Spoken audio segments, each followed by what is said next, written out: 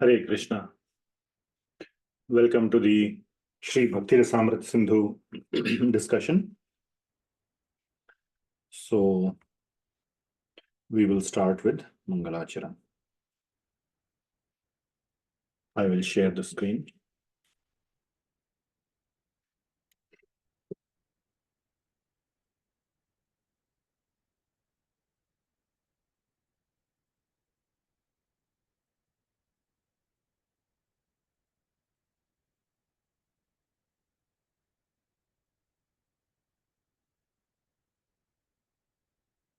Are you able to see the screen? Yes, Prabhu.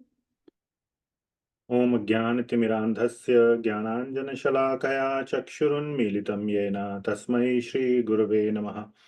Shri Chaitanya Manobhishtam Sthapitam Yena Bhutale Soyam Rupaha Kada Mahyam Dadati Swapadantikam. Vandeham Shri Guru Shri Yutah Padakamalam Shri Gurun Vaishnavamscha Shri Rupam Sagrajatam Sahagana Raghunathanvitam Tam Sajivam Sadvaitam Savadhutam Parijana Sahitam Krishna Chaitanya Devam Shri Radha Krishna Padan Sahagana Lalita Shri Vishakhanvitamscha Nama Om Vishnu Padaya Krishna Presthaya Bhutale Srimati Bhakti Vedanta Swami Niti Namine Namaste Saraswati Devi Gauravani Pracharine Nirvishesha Shunyavadi Paschatya Desha Tarine He Krishna Karuna Sindhu Dinabandho Jagatpate Gopesha Gopika Kanta Radha Kanta Namostute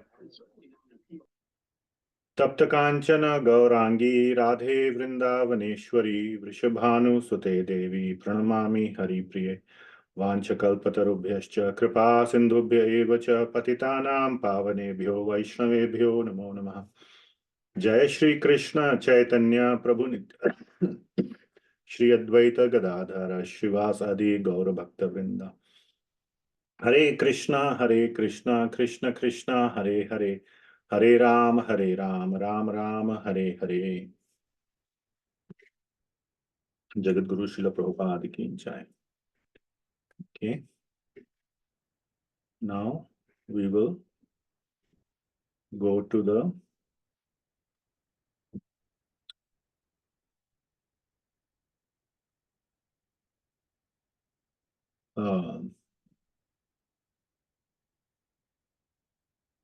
slides of Śrī Bhakti-rasāmṛta-sindhu by Sri Rupa Goswami Prabhupada. Nectar of Devotion, which is the English summary study by His Divine Grace, Abhay Charnaravinda Bhaktivedanta Swami Srila Prabhupada. Srila Prabhupada ki jai. Okay, we can do lead follow.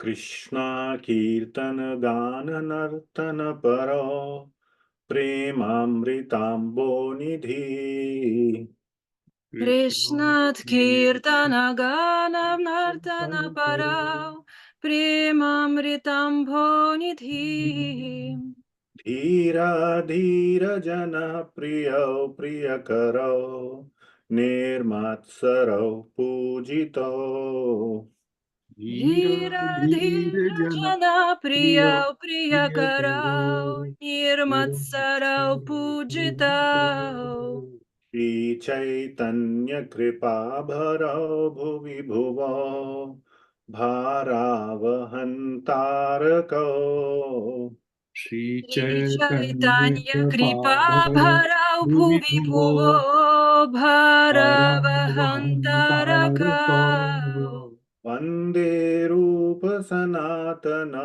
Raghujuga Shri Jiva Gopalako Vande Rupa Sanatana Raghujuga Shri Jiva Gopalako Nana Shastra Vicharanaika Nipuno Saddharma Samsthapako Nana Shastra Vicharanaika Nipuno Saddharma Samsthapako Lokanam Hitakarino Tribhuvane Manyo Sharanyakaro Lokanamahitkarino Tribhuvane Tribhuvane Manyau Sharanyakara Radha Krishna Padaravinda Bhajana Nandena Mattaliko Radha Krishna Padaravinda Bhajana Nandena Matarika Vande Rupa Sanatana Raghujugo Shri Jiva Gopalako Vande Rupa Sanatano Raghuyuga Raghuyuga Shri Jiva Gopalika. Gopalaka. Thank you for reciting the dedication of Śrī Bhakti-rasāmṛta-sindhuḥ to the 6 Goswamis. Now, memorization verses. Again, we can do lead follow. Anyabhilashita shunyam Anyabhilashita shunyam karmadyanavritam Jnana Karmadyanavritam Karmadhyanavrita kulyena krishnanu Anukulena Anukulena Krishnanu Krishnanu Ilanam bhaktiruttama Sheelanam Shilanam Bhakti Uttama Bhaktiruttamam sarvopādhi vinirmuktam Sarvopadi Sarvapakshi Vinirmuktam Vinirmuktam paratvena nirmalam Tatparatveda Tatparatvena Nirmalam Nirmalam rishikena rishikesha Rishikena Rishikena Rishikesha Rishikesha evanam bhaktiruchyate Sevanam Sevanam Bhakti Bhakti Uchyate Uchyate atah Shri Krishna namadi Atah Atak Shri Shri Krishna Krishna Namadi Namadi bhaved grahyamindriyai Nabhavid Nabhavigrahyam Grahyam Indriye Indriye sevonmukhe hi jivhado Sevan Mukhe Hi Mukhe Jivado Jivado svayameva sfuratyadaha Swayam Eva Svayameva Spuratya Adaha Sfuratyadaha anasaktasya vishayan Anasaktasya Anasaktasya Vishayan Vishayan यथार्हम् उपयुञ्जतः Yatharham Yadharham Upayunjataha Upayunjataha कृष्णसम्बन्धे Nirbandha Nirbandha Krishna Krishna Sambandhe Sambandhe युक्तं वैराग्यमुच्यते Yuktam Yuktam Vairagyam Vairagyam Uchyate. Uchyate. Okay, wonderful. Thank you for reciting these verses. So now we will go into today's topic of discussion, which is Bhava Bhakti. So let me share. So in yesterday's class, we started the topic of Bhava Bhakti. And at a very basic level, what you can understand is that Bhava or Bhava Bhakti is the preliminary stage of Prema Bhakti. So we have discussed a lot on achieving Krishna Prema as the ultimate sadhya or the goal. And Bhava Bhakti is basically the beginning stages of that sadhya. So Bhava Bhakti is not sadhana, but it is sadhya. Sadhan means the means to obtain, and sadhya means that which is to be obtained. So Bhava Bhakti is the sadhya. So we discussed that, and we discussed there are activities in Bhava Bhakti, and primarily Bhava Bhakti also includes the moods, feelings, and emotions towards Krishna that are favorable.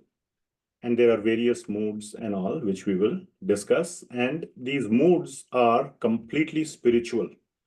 So there is no tinge of materialism in this. So they are not made up of material gunas. They are made of Shuddha Sattva. So we had this whole discussion yesterday. If you missed the class, you can go over the recording. It has been uploaded. Okay. So then we will start from here. How does Bhava Bhakti appear? So appearance of Bhava Bhakti happens by 3 ways. We hinted on it yesterday. So what are the 3 ways of appearance of Bhava Bhakti? Anybody remembers? Vaidhi Sadhana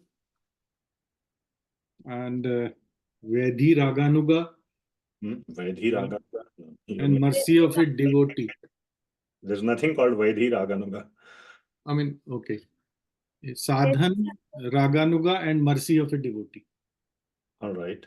So too many terminology, and I can understand you're all mixed up. Vaidhi, you said, and then Sadhan. So Vaidhi is also Sadhan Bhakti. So we have Vaidhi Sadhan Bhakti, Raganuga Sadhan Bhakti, or mercy. And you said mercy of devotee, but also mercy of Sri Krishna. So even mercy has two categories, mercy of devotee and mercy of Sri Krishna. So yes, that is correct. These are the three ways of appearance of Bhava Bhakti. So there is this beautiful verse, again, something that you can try to memorize, but an important verse which shows the ways of appearance of Bhava Bhakti. Okay. So, and there's a very important qualifier over here. Now, three ways are there, but it is in this verse divided into just two ways. One is sadhan abhiniveshena Krishna tad bhaktyosthatha prasadena ati dhanyanam bhavo dvedha abhijayate adyastu prayikastatra dvitiyo viralodayaha. So, the first two lines, or the first sort of four lines, whatever you consider, are showing the two ways of appearance of Bhava Bhakti. Sadhana abhiniveshena. Abhiniveshena, manah Krishna niveshayet, we say, no? Absorption in Krishna. So in the same way, nivesha means to absorb or to invest. So by absorption or investment in sadhan bhakti, that is one way. And the second way is Krishna tad bhaktayos tatha, or by Krishna and, or I should have said or here, not and, or by Krishna or by his devotees' mercy, prasadena. Okay, so prasada is mercy. So the second way is Krishna or Krishna bhakta is prasada. And ati dhanyanam. So, and to receive, and from the commentaries, we understand that this ati dhanyanam, dhanya, bahut dhanya hai ye. Dhanya means he's very fortunate. He's very lucky, you can say. So, this ati dhanyanam does not apply just to those who receive Krishna or Krishna's devotees' mercy. It also applies to sadhana abhiniveshena, those who have in a determined way absorbed themselves in sadhan bhakti. That is also called as ati dhanyanam. They are also very fortunate. Okay. So either one, I have put this, either one is received by extremely fortunate people. Ati dhanyanam. And are the bhava bhakti, dvedha. These are the two ways of abhijayate, of appearance of bhava. Okay, so the first four lines are clear what it means. So some nuances you have to understand. And the main nuance here is ati dhanyanam applies to both. So even those who are able to do determined sadhan bhakti is very rare. And one should consider oneself very fortunate if one is able to do sadhan bhakti also. Even if it is, and even Vaidhi or Raganuga, the sadhan bhakti includes both those margas, both those paths.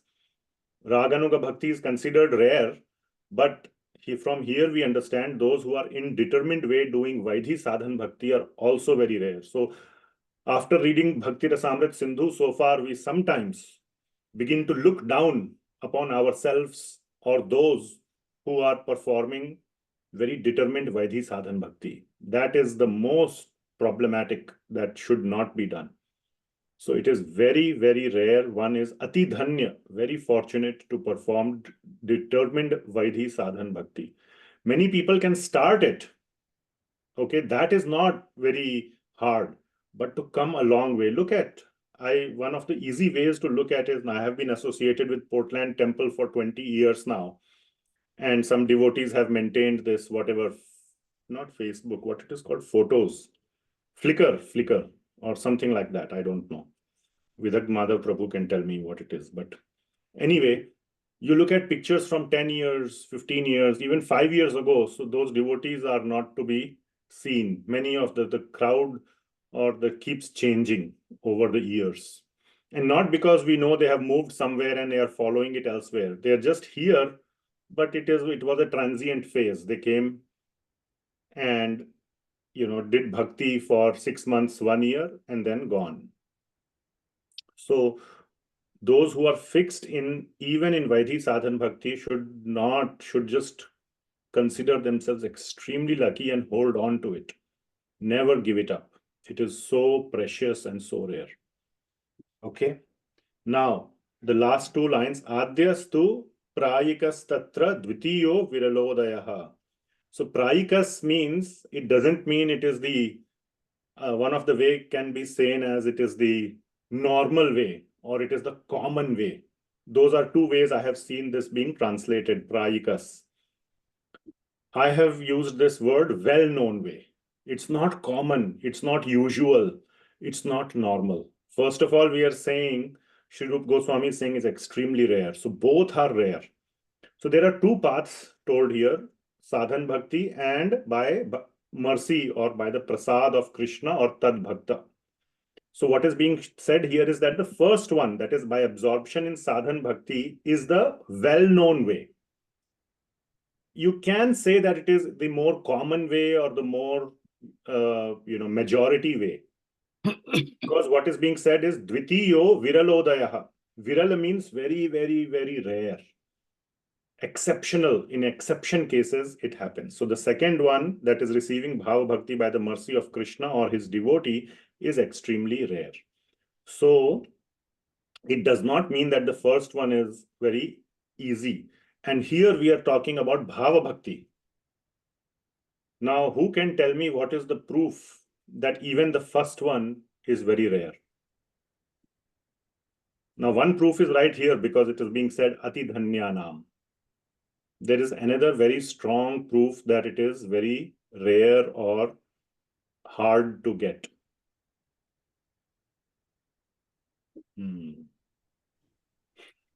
Hare Krishna, Prabhuji. Prabhuji, in Gita, Bhagwan says Bahunam Janma Namante. So that would mean... that verse is referring to Bhava Bhakti. Right. Yeah. So, okay, good. But I'm asking for even stronger proof. So... Absorption. Huh? Absorption. I think that's the key word. Yes, Kalptaru Mataji. So again, the Gita verse that Krishna says, out of many, rarely one attains me. So what is that verse? Manushyanam Sahasreshu, yeah. But So, how do you know that is talking about Bhava Bhakti again? Because only after prema, Manushya can reach spiritual world.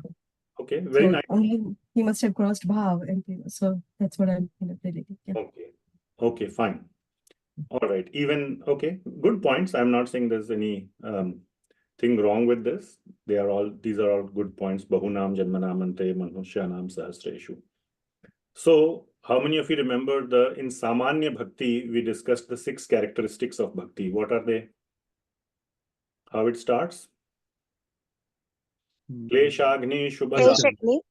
Sudarbha. Shubhada Moksha Labhuta Krit Sudurlabha Sandrananda Visheshatma Sri Krishna Akarshini Chasa. You must remember. So what are the middle 2? Moksha Labhuta Krit and Sudurlabha. Remember that? And then Rupa Goswami goes on and says that by 2, that is 2 plus 2 plus 2, these characteristics of Samanya Bhakti appear, the first 2 appear at Sadhan Bhakti stage, which is Kleshagni and Shubhada. The next 2, which is Moksha Laghuta Krit and Sudurlabha, appear at the Bhava Bhakti stage. So Bhava Bhakti is Sudurlabha. It is very rare to obtain. Okay, so I feel that is a very, very direct verse which says that attaining bhava bhakti even through the path of sadhan bhakti, let alone this mercy of Sri Krishna or his devotee, is extremely, extremely rare. So my point is one should cherish it. If you are being fixed in sadhan bhakti, you should cherish it and never leave it. That is the point. Okay, so we discussed this. Next. So attainment, so again, my notes, some notes here, attainment of bhava bhakti by either means. So again, I think I have said most of these things, but I'll quickly go over it. It's extremely rare. And out of these two ways, the attainment of bhava bhakti simply by the mercy of a pure devotee or by mercy of Krishna is even more rare. Okay. And one could have had it in the previous life also. So it doesn't mean, so you might see somebody who is like very young person and very, very an advanced devotee. So many people are like that. And you wonder, like, you know, they are like hardly 25, 30, 40 years old and they are like so advanced, almost to the level of like acharyas. So of course it is coming from previous life. Even the sadhan bhakti comes from previous life and the mercy could have been obtained in previous life as well. Now, we also know that mercy is required even for sadhan bhakti. How many of you remember the verse initially in the Vaidhi Sadhana Bhakti? We said that there are 3 entry criteria for Vaidhi Bhakti. What were the 3 entry criteria? One was Yadrichaya or Ati Bhagyanam. So Ati Bhagya, there is a great fortune, that was one. Then Na Ati Virakta, Na Ati Asakta. Neither too attached, neither too detached. So these were the 3 entry criteria. So one of them was great fortune. And even in Raganuga Bhakti, we said that by some mercy of a devotee, one gets this lobha to have the bhava of a ragatmika bhakta. So mercy of a devotee is like a common characteristic across all the paths. There is no path where you can mechanically or forcibly make it happen. I don't want any mercy. I will do it on my own. I will show how it can be done on my own. All that can be done for material pursuits. You can become a billionaire without any mercy just by your own strength, but you cannot attain bhava bhakti without mercy on any path. There is no path where mercy is not needed of Krishna or his devotee. So the main learning is, first of all, given this verse where Śrī Goswami is saying that the path of attaining bhava bhakti by the mercy of Krishna is very rare. So one should not simply wait for that rarity to occur. One should never wait for the mercy. One should absorb oneself in sadhan bhakti, determined sadhan bhakti, and at the same time strive for association of devotees and hope to receive their mercy. So one should do both, invest in sadhan bhakti as well as strive for receiving mercy of devotees, and mercy of devotee can only be attained by when you associate with them. And if you read Nectar of Devotion, there Srila Prabhupada equates this method of mercy to get bhava bhakti, like completely skipping the stage of sadhan bhakti. Just by mercy you get bhava bhakti, is like obtaining an honorary degree from a university where you didn't attend any classes, you didn't even enroll in the college, just because, you know, whatever reason you got an honorary degree. So one should not pin all their hopes on getting an honorary degree and sit idle. One should obviously enroll in the college, try to study the classes, pass the exams and get the degree. And by chance, if you get an honorary degree, then that is like, you know, icing on the cake. Okay, clear? So, again, the focus of this verse is that there are two ways of attaining bhava bhakti. One is through sadhan bhakti and one is through mercy.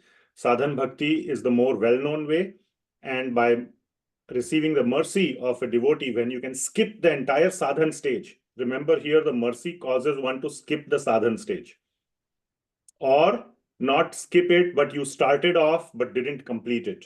Whatever may be the case, you directly jump to bhava bhakti stage. It's a very, very great mercy that is needed to reach that level, and that is very, very rare.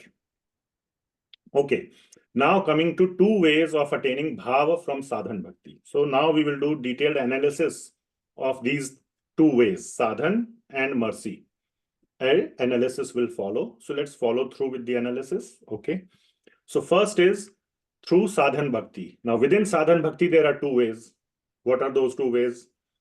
Makarand Prabhu had told initially, right? Or somebody had told yesterday. Through Vaidhi Sadhan Bhakti, I think Bal Nitai Prabhu had said, and through Raganuga Sadhan Bhakti. Both are Sadhan Bhakti. So that is what is being said in verse number 7. Okay, so what we discussed earlier was verse number 6. So we are going verse by verse. This is 6. Then 7th verse says that, I'm not quoting the Sanskrit here, that attainment of Bhava Bhakti via Sadhan Bhakti is of two ways, by Vaidhi Sadhan Bhakti and by Raganuga Sadhan Bhakti. Both are Sadhan Bhakti. Following? And the 8th verse says that Sadhan Bhakti performed with Nishtha leads to development of Ruchi, or a taste in Hari. And then Asakti. Asakti is, you can say, attachment. I like to call it addiction. Addiction means there's a difference between attachment and addiction. Addiction means, like, if you don't get it, you begin to have some problems. You cannot stay without it. You're so attached that if you don't get it, you are vivash, you are desperate, helpless, and you really want it. And then the bhava stage appears. So the point of this is the following. All right, please try to understand what is being said in 1.3.8. It is an important point. So what are the 9 stages of bhakti? Who can tell?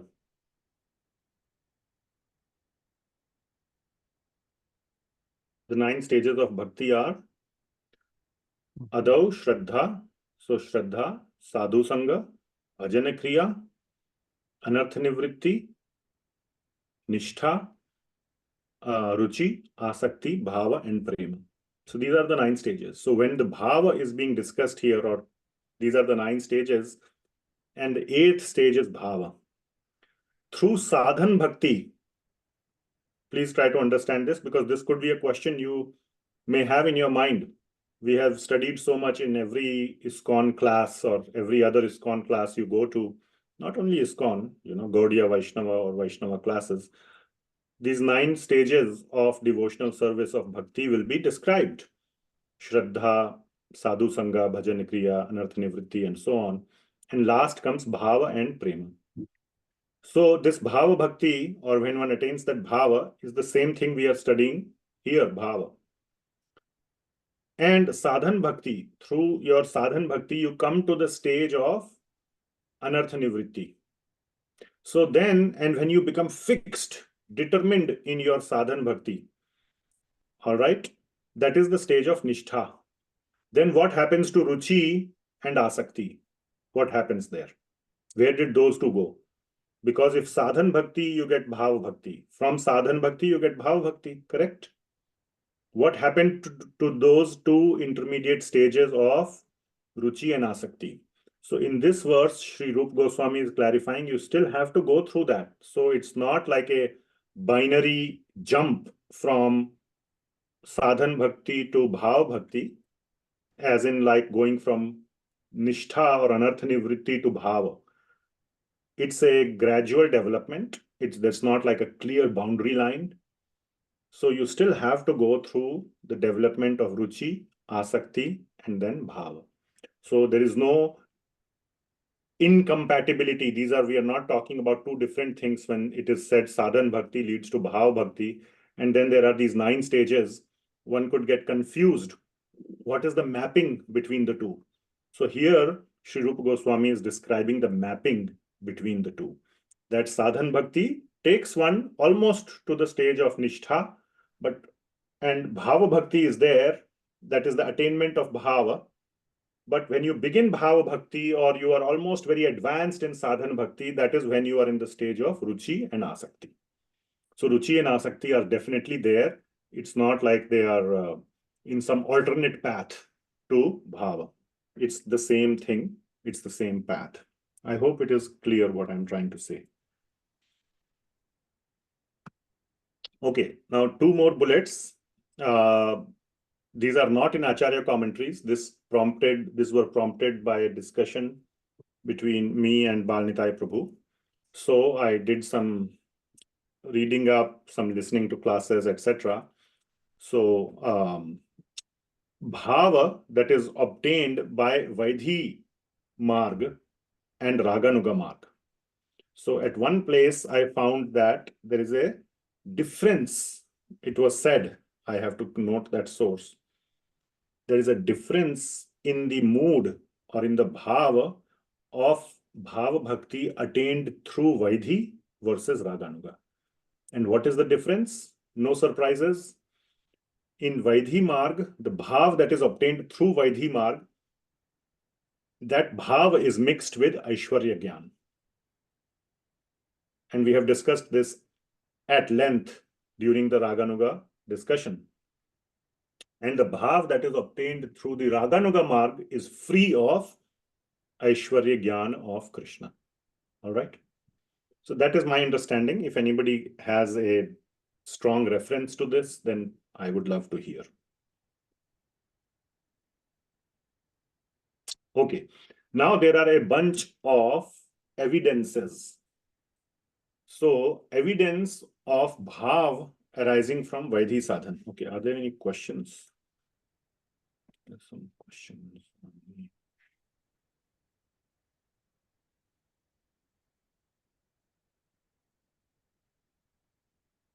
Okay, so I don't know if it is a question or a comment.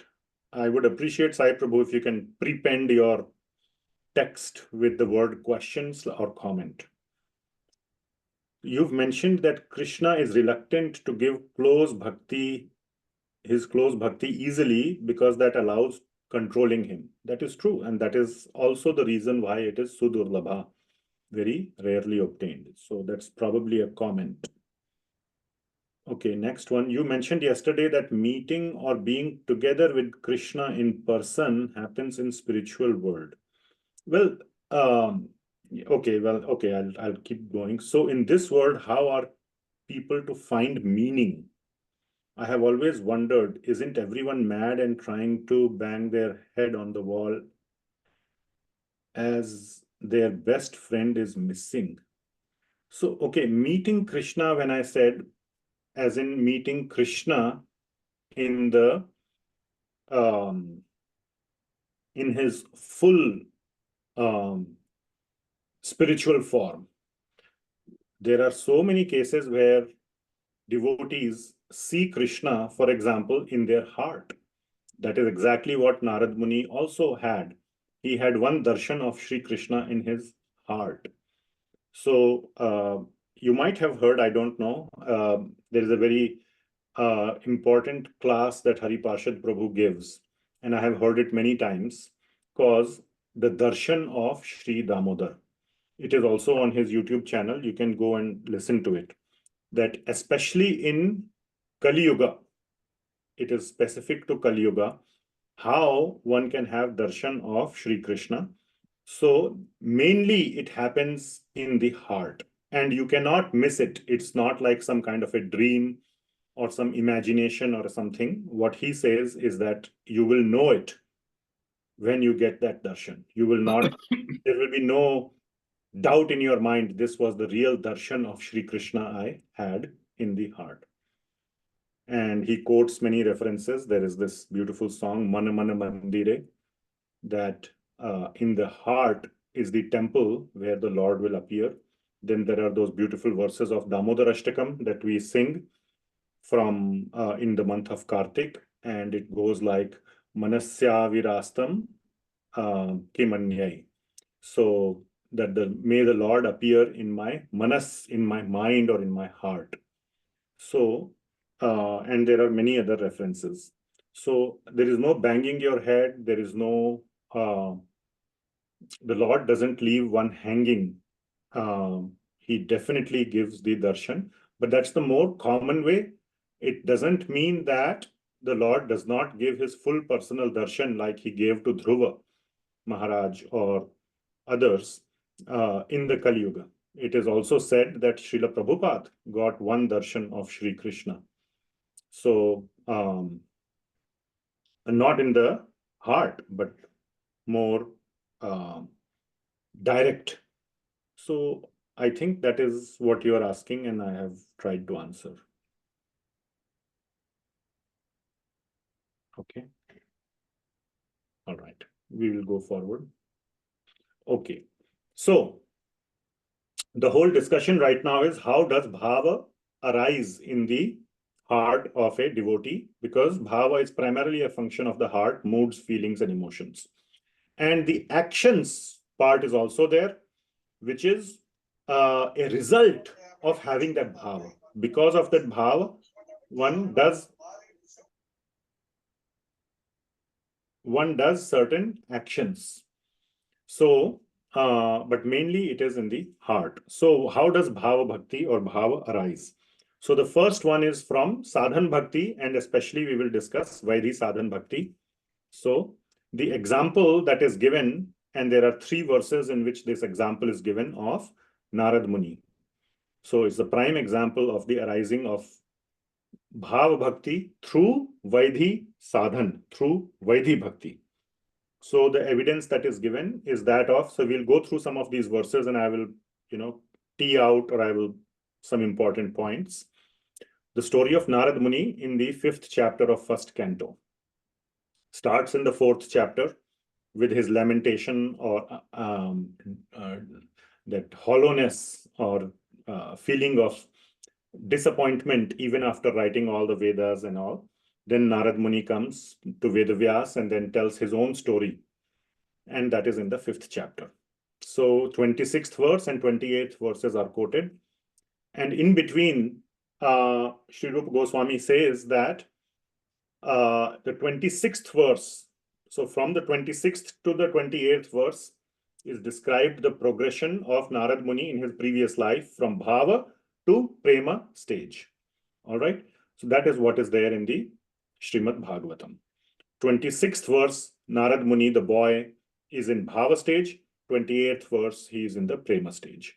So that progression occurred, but his bhakti is qualified or is characterized as sadhana bhakti. Okay, so we will see why it is characterized as sadhana bhakti, primarily because when, if you remember, he was the son of the maidservant who was serving those sages who had come to the ashram during the rainy season. And those sages or saints came and told this boy, you should come and sit with us and listen. So when they said you should come and sit and listen to what we are discussing, Krishna Katha, what does that become? It becomes an injunction. Are you following? And because that was an injunction, therefore it is Vaidhi Bhakti. Are you following? Had it been that Narada Muni was just already mad about, or already, just desperate to listen Krishna Katha, and then because of that he sat and listened to the sages, then it would have been called as Raganuga or self-motivated. But he was asked by the sages. Anyway, so that point will come. And then there is another evidence, a beautiful evidence from the 3rd canto, 25th chapter, 25th verse. We will see that as well, that how bhava arises and then goes to the stage of prema. And then in the 13th verse, so as you can see, All these verses are there, 9 to 11, 9, 10, 11, then 12 and 13. So we have discussed 5 verses here. I will show some of these verses, but 5 verses are being discussed. And in this 5th verse, Śrī Rupa Goswami is saying that some of these verses that will be explained in the evidence have the word rati. So rati is the same as bhava. Rupa Goswami is clarifying that. But wherever it is rati, it's a synonym for bhava, or rati is bhava bhakti. And the same thing has been used in many shastras like Puranas, Natya Shastra, etc. So Śrī Rupa Goswami clarifies that. Now, as we will go through these verses from Srimad Bhagavatam, 3 verses are mentioned here from Bhagavatam, right? 1st canto, 5th chapter, 26, 28, and then 3rd canto. So 3 verses of Bhagavatam we will go through. Now, we will see Srila Prabhupada's translations. Now, again, English translation we are going to read, obviously, but and I have put His Holiness Bhanu Swami's translation as well from the Bhakti-rasāmṛta-sindhuḥ, and there is a slight difference. Srila Prabhupada gives a general translation, and Bhanu Swami gives a translation that is aligned with the current topic of Bhakti-rasāmṛta-sindhuḥ. So it doesn't mean that, the translation is being twisted to match the topic of discussion. That is not the case. These are both correct.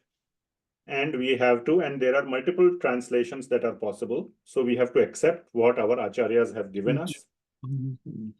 Kindly mute. And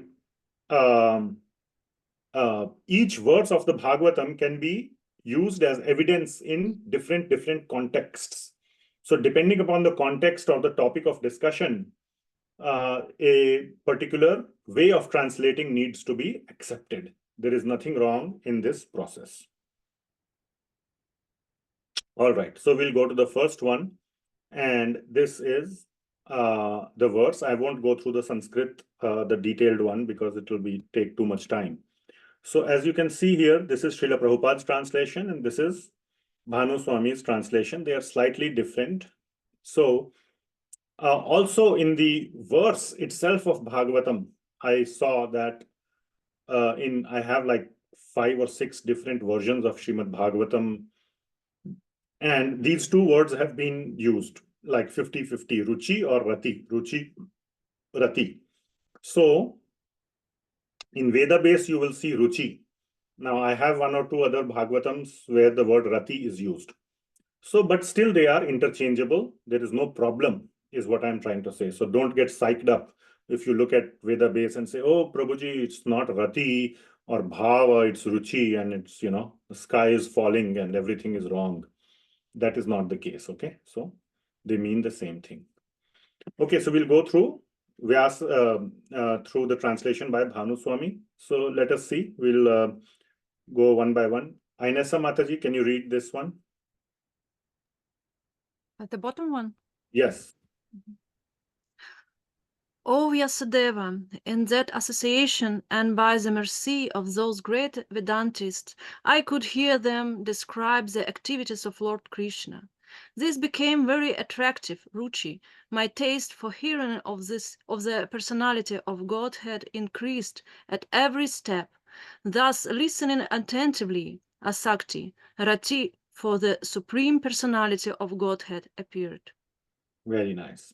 So, as you can see here, what is being said by Narada Muni is talking to Vyasadeva, and he is talking about his previous life. He remembers his previous life, unlike us.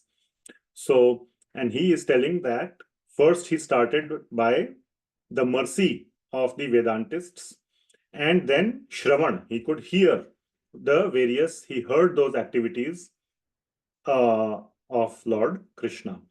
And then again, it's all the 9 steps are not clearly written here, but he went through the stage of ruchi and asakti as well, and then came to the stage of rati. So that progression occurred. So the first part, somewhat you can, whatever is there, the first half of this verse, you can call it as sadhana bhakti. And then rati onwards, it is bhava. All right. So, as you can see here, by mercy. So the mercy is anugrahena shrinvan. So through the mercy, he was allowed to hear those topics, or he was invited to hear those topics. And he had shraddha in them. And then anupadam vishrinvatah. Anupadam, every line. Vishrinvatah. Shrinvata means hearing. Vishrinvatah means carefully hearing. So which means that this attentive hearing is indicating asakti. So that's why it is written thus, listening attentively. One listens attentively, it's an indication of asakti stage. Then he came to the stage of mama bhavad ruchihi or rati, that is bhava stage. Okay, so this is the first evidence given by Sri Rupa Goswami, which is the 9th verse of the chapter. So the points to capture here are main points that anugraha or mercy is the starting point. And then the sages said to Narada, this is part of the commentary by Sri Goswami, that the sages said to Narada that you should also listen to these talks about Krishna. That makes it an injunction. And therefore, this is included as a praman for Vaidhi Bhakti, because Narada Muni started following it out of injunction. Then that initial shraddha and by attentive hearing, asakti, ruchi and asakti, the rati or bhava developed. All right. I hope you are following the whole sequence and not fallen asleep. All right. Next. Now prema has developed. So in this verse, prema has developed. And again, the translations are almost similar. But bhakti pravrittatma rajas tamopaha, that rajas and tama were completely removed, and I progressed to the stage of bhakti. And in the commentary, Sri Goswami and Sri Vishwanath Chakravarti Thakur both write that this word bhakti over here, which I have highlighted, is prema bhakti. So in this verse, Narada Muni has gone to the stage of prema. Okay. So Mataji, can you read this translation?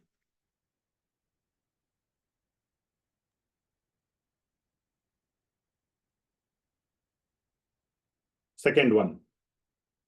Thus, during 2 seasons, the rainy season and autumn, I had the opportunity to hear these great-souled sages constantly chant the unadulterated glories of Lord Hari.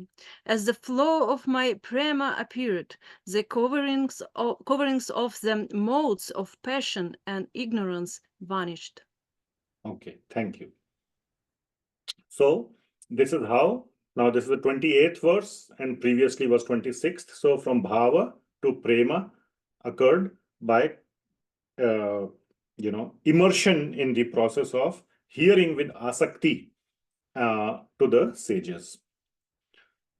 All right. Now comes the third verse from Bhagavatam, which is listed as the pramana or evidence. And this is from the 3rd canto. So we will go through that as well. So let's see. Makarant Prabhu, can you read this one? The second one. You are muted. In the association of pure devotees, discussion of the pastimes and activities of the Supreme Personality of Godhead is very pleasing and satisfying to the ear and the heart. By cultivating such knowledge, one gradually develops faith, rati, and prema for Krishna. Very nice. All right. So here, the important line, I mean, of course, what is being described is that by immersing oneself in the pastimes of the Lord, satam prasangan mama virya samvido. So prasang means the various activities of the Lord. And by hearing these sweet activities, bhavanti hrit karna rasayanah kathaah. So these sweet kathas, obviously from somebody who can explain to us in that sweet way, not in a dry way. Okay, any katha can be made very dry. So, in a sweet way, when one hears, then one progresses from the stage of, now this word anukramishati is very important. Kram means step by step or gradual, or you can say in sequence. So that's the best way to say, I think. Kram means sequentially. One goes from Shraddha. Of course, all the other stages are not mentioned. Then, but it starts with Shraddha, Rati, and Bhakti. Bhakti here again is referring to, what is this Bhakti referring to? Bhava Bhakti. Prema Bhakti. Prema Bhakti. Because Rati has already been used, and that is Rati. Yeah. so Shraddha, Ratir, Bhaktir, Anukramishati. That in sequence these appear or these occur. Shraddha, then Bhava. Of course, in between there are so many stages, then Bhava and Prema. All right. So that is the meaning of this verse, or that is the intent of including this verse. That's the intent why Sri Rupa Goswami included this verse as a praman. So attentive hearing of the sweet Krishna Katha from pure devotees. That is sort of the summary of the first 3 lines. That attentively hearing the Hrit Karna Rasayana with like attention, one is hearing from the ears, but actually one is hearing from the Hrit, means from the heart. So that hearing, you can say, is happening through the ears. Yeah, everybody hears through ears only. But some people, कहते हैं एक कान से सुना, दूसरे कान से निकाला. You hear from one side, it's out from the other side. Not like that kind of hearing from the ears, but it goes into the heart.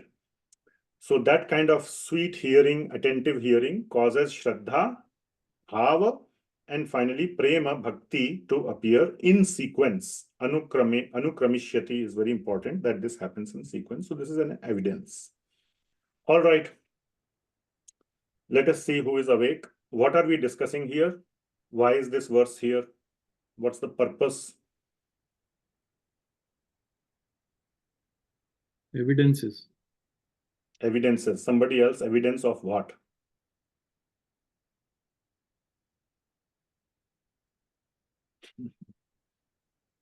How bhava appears?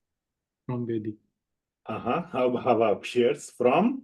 From Vaidhi Sadhana. From Vaidhi Sadhana. All right, okay. So, yeah, I know it's early in the evening and you all must have had good lunch. Anyway, so now what will be the next topic after this? What is the expected next topic? Who can tell that? How Bhava will appear from Raganuga Bhakti. Very nice. Chalo, one person is awake. Many people are awake. Okay. So Bhava arising from Raganuga Sadhana. All right. And then what will be the topic after this one? Somebody else? How Bhava arise from... Someone else, I said. Okay, sorry. Mercy, Krishna's mercy. Very nice. And Very nice. So all of you are awake, which is good. So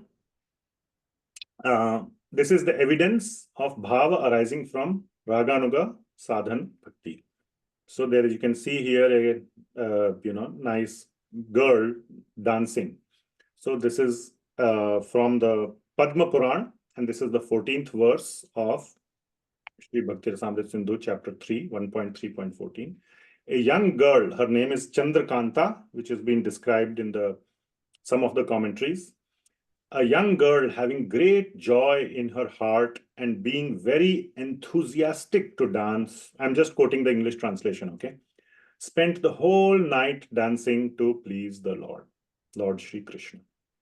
So the point is that she was internally motivated to dance for Sri Krishna, not by injunction. Had injunction been there, she could have still have danced all night, no problem. Okay? But that would have become part of Vaidhi. But there was no injunction. She was completely internally motivated to dance due to some attraction to Sri Krishna. And such dancing is an expression of Bhava Bhakti. So why this is being, so one is the fact that she danced without any injunction. And the second, and out of self-motivation. And the second point is, okay, one can say this could be part of Raganuga sadhan bhakti, no injunction, and I am still doing it as a sadhan bhakti. But she danced so, the commentary explains that her dance was so full of intensity, that intense desire to please the Lord was there, therefore it falls in the category of bhava bhakti. So this girl who danced all night to please the Lord is an example or an evidence of bhava bhakti, she was a bhava bhakta. And there is a very beautiful commentary by Sri Goswami. If you want, you can read it. Very nice commentary. And just a small excerpt or a piece of the commentary I'm going to share, that Jiva Goswami shows that how Srimati Radharani accepted this girl as a sakhi, as her own sakhi, and considered this girl almost non-different from herself. So such a great, position is described of this girl. So she is obviously at the stage of bhava, if not much ahead. Okay. So it's not that just, okay, many of you may think I can also dance all night, or I have seen some person dancing all night, or what's the problem? I can dance for 8 hours from 10 o'clock in the night to 6 o'clock in the morning. 8 hours I can dance. And mind may try to give different ways to explain, but that's not the point. The point is that this evidence is given. In her case, this was a very, very, there was an intense desire in the heart to please Sri Krishna, which qualified that devotee, this girl, as a bhava bhakta. So that is what is to be understood. It's not just one night of dancing. And, it's not a checkbox. One night who can dance becomes bhava bhakta. That's not the point. This is just an example that is given of this girl, and that verse which is chosen shows her seva, or her method to please the Lord. All right. So next, this is the evidence of bhava arising from Raganuga Sadhana Bhakti. Now, as devotees mentioned, next topic will be evidence for bhava arising from mercy. And mercy of whom? Who can tell? What will be the next topic? Krishna and his devotees. All right, very good. So, bhava arising from the mercy of Sri Krishna, and we will see some evidences of that. Śrī Goswami is giving shastric evidence of everything. Okay, this is the culture of our acharyas. They give evidence. They don't speak anything without evidence. So, of the mercy of Sri Krishna, and also it will be shown the mercy of his devotee. And the main point is, now we have seen so many cases of mercy of Krishna and his devotee, but the point being that one is able to attain the bhava stage without performing sadhan bhakti. So these evidences will be of that nature. So this is the verse which says this. This is the starting verse. This is not an evidence. The evidence will start from next couple of verses. So first is saying that sadhanena vinayastu. That's the important part. Vina means without. So without performance of sadhan bhakti, sahasaiva abhijayate. Sahasaiva means sahasa iva. Sahas means immediately or abruptly, you can say, which suddenly appears, abhijayate. Sa bhavaha Krishna tad bhakta prasadaha. So that bhava bhakti, which is the prasad or the mercy of Krishna or tad bhakta, Krishna or his devotee. Iti yate.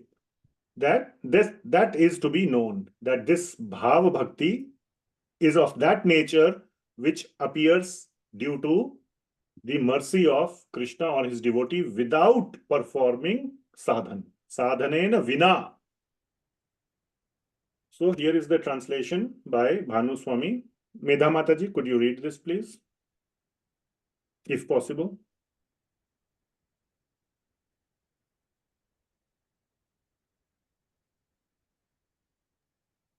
Yes, Prabhuji. Now, bhava arising from the mercy of Krishna or his devotee is defined. Bhava that appears suddenly without performance of sadhana is known as bhava arising from the mercy of Krishna or his devotee. Very nice. Thank you. All right. Now, next, mercy of Krishna. So we say mercy of Krishna. Now, a very nice topic is going to come up. What it means by mercy of Krishna. So, bhava arising by mercy of Sri Krishna. And what is the meaning of that? In what ways Krishna shows his mercy? So in this verse, Krishna gives 3 ways in which he shows his mercy. You want to know what are the 3 ways in which Krishna shows his mercy? So the first line is that the first, or atha Sri Krishna prasadajaha. So which means that these are the ways of Krishna's prasad. Okay, colon. Prasada, the mercy of Krishna is shown by 3 ways. Prasada, vachika, so this is not a verse, this is just a prose. So prasada means these are the ways. Vachika, alokadana, and harda, adayo hare, etc. are the prasad of Hari. So prasada hare, prasad is coming first, hare is coming second, last. So the prasad of Hari is of the following types. Okay, anyway, so these are the 3 types. Vachik, Alokdan, and Harda. All right, what it means? Vachik means arising from the words of the Lord. So the Lord says something, and that is the mercy of the Lord. Or the mercy that arises. The mercy is the words. Bhava arises out of hearing those words directly from the Lord.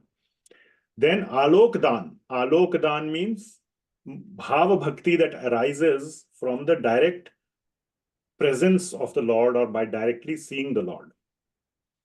And the third is harda. Harda means in the heart or in the hridaya, that arising from within the heart. The Lord provides the mercy from within the heart. The Lord is present in the heart as Paramatma, and he can provide that mercy directly from the heart. Okay, couple of points to be noted from the commentary of Shri Jiv Goswami is that alokdan, that arising from direct presence of the Lord, also includes the mercy of the Lord by seeing his deity form. Okay, but that deity form one has to see. Again, the deity can also bless or provide the mercy to the deity, to the devotee. And there was this verse, beautiful verse in the earlier we had read, where Sri Rupa Goswami was pulling a satire saying that if you love your relatives and friends, never look at the deity of Govinda standing on the banks of Yamuna.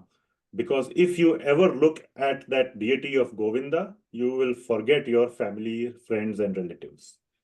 So that is the mercy of the deity of Govinda. One look at that deity will give bhava bhakti.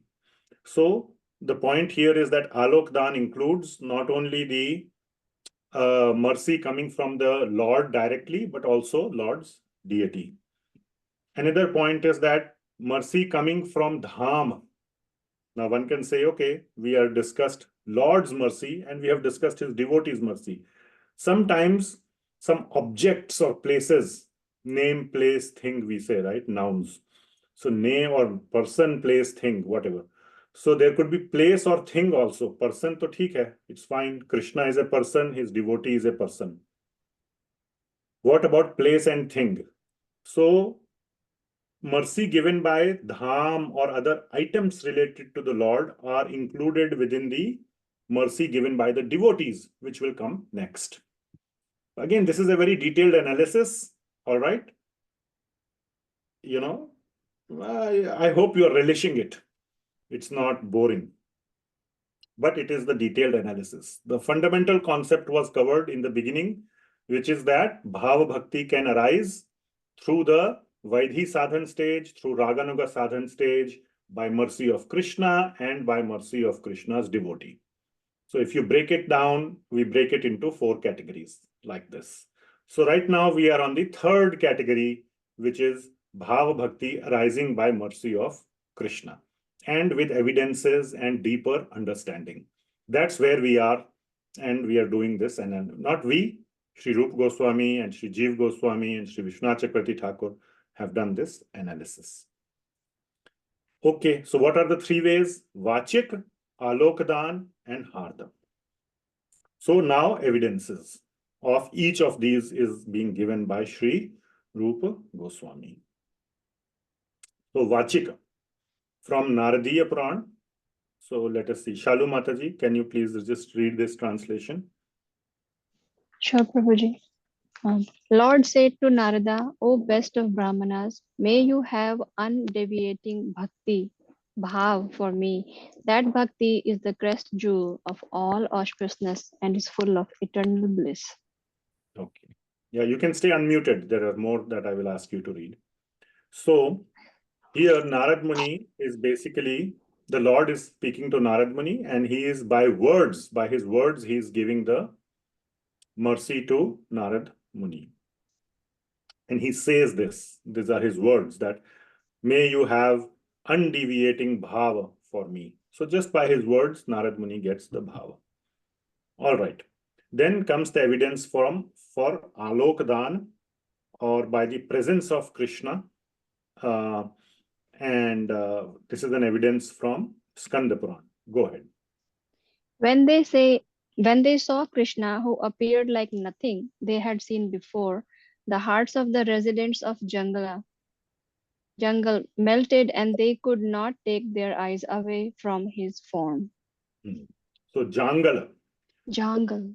Yeah, so there is a place called Jangala, and when they saw Lord Krishna, then what happened? Everybody, there are so many devotees who see Krishna, but the point here is that these residents of Jangala, they attained bhava.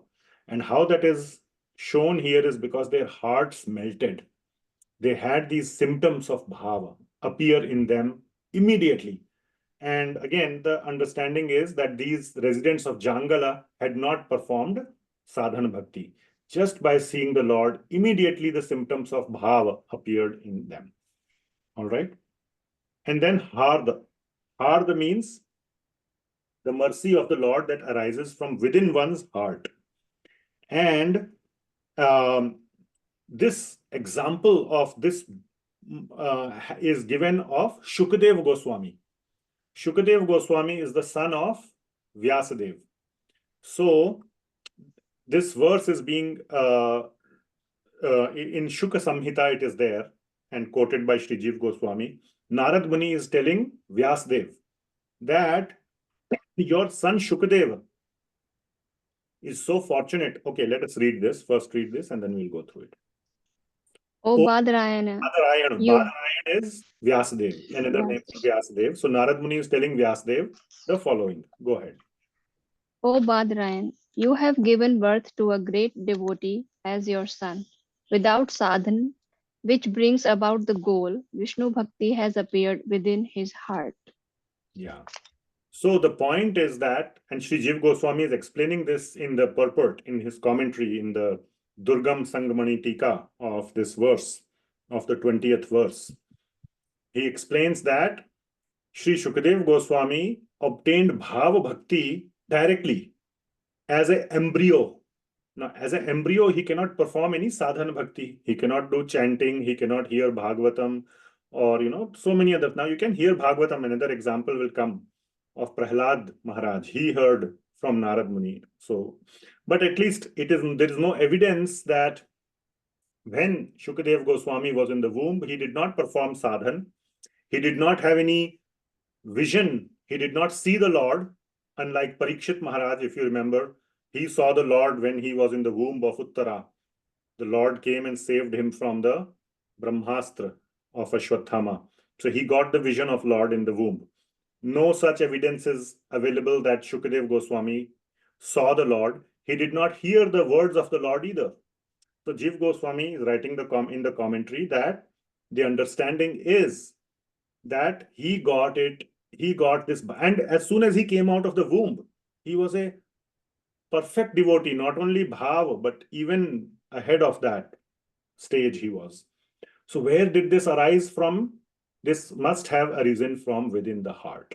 So that is the Harda example of Harda that is given by Sri Rupa Goswami, and Sri Jiva Goswami gives this explanation so that we can understand it. And he gives a reference in Brahma Vaivarta Purana. We find these details. So even he is not saying, just making it up. He's saying that the reference for whatever I have written here is coming from Brahma Vaivarta Purana. Are you following so far? Okay. Lot of evidences. Again, a matter of relishment. All right. What is the next topic? Yes, Damodar Krishna Prabhu. Prabhu, I just have one question here, Prabhu. Can I ask now? Yeah, go ahead. So, Prabhu, from what I understand from Bhagavatam was that Sukadev Goswami was Brahmavadi in the starting. So, is it possible that Bhava is there in his heart, but when he heard Srimad Bhagavatam, that's when the Bhava appeared? Right. I have written a long article on this. I'll share with you. So, it is a misconception, or for the external people, it is written that Sukadev Goswami was a Brahmavadi and he was not a bhakta. Okay, he was not a devotee. But if you read carefully and along with the commentaries of Sridhar Swami, which is the most authentic and original commentary on Srimad Bhagavatam, he was a devotee top to bottom from day one. Okay, so he's portrayed as a Brahmavadi, and then externally we see that then he heard the Srimad Bhagavatam from his father Vyasadeva, and he became a devotee, and all that is there. But at heart, he is a devotee. One of the examples of that is the following, and this comes from the commentary of Sridhar Swami. That, if you remember, as soon as he was born, what happened? What did he do, Damodar Krishna Prabhu? He started walking towards the forest. Very nice. And then what? Who was running behind? His father was running behind him. His father was running behind him. All right. And what was his father calling out? His father was calling out, Like, child, oh my child, oh my child. "Oh my son, oh my child, oh my child."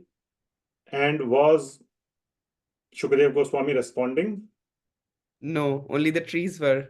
Aha, I'm very happy you said that. Only the trees were responding. Very nice. You have read it carefully. Do you know how the trees were responding? Or why the trees were responding? Do you know the technical reason behind it? No, Prabhuji. So Sridhar Swami explains this reason. That externally, Sukadev Goswami was like a Brahmavadi. And so it appeared like he's very hard-hearted, correct? And he was just walking away. But internally, he was such a sweet devotee that his mood of sweetness, and if you see the verses, the sound of Vyasadeva was full of karuna, was full of piteousness. Oh, my child, please stop, please stop. He was full of pity. And the trees were responding, echoing back that mood. How did the trees get that mood? The trees got that mood from Sukadev Goswami. So it is said that Sukadev Goswami was such a pure devotee, for such a bhakta, that he entered his mood with his mood into the trees, and he was the one responding to his father through the medium of the trees. And that's how we know that Sukadev Goswami was actually reciprocating with his father in a very sweet way, as a devotee, not as a hard-hearted Brahmavadi. This is just one of the evidences, and there are many such evidences about the sweetness, about the devotion or bhakti of Sukadev Goswami, which was initially hidden. Nice question. All right. Thank you, Prabhuji. Okay. All right, so what comes next? Bhava arising by mercy of Sri Krishna is over. Next topic is Mercy from his Mer- devotee. His devotees mercy. his devotee's mercy. Very nice. Bhava arising from the mercy of Krishna's devotee. And what is a good example? We just said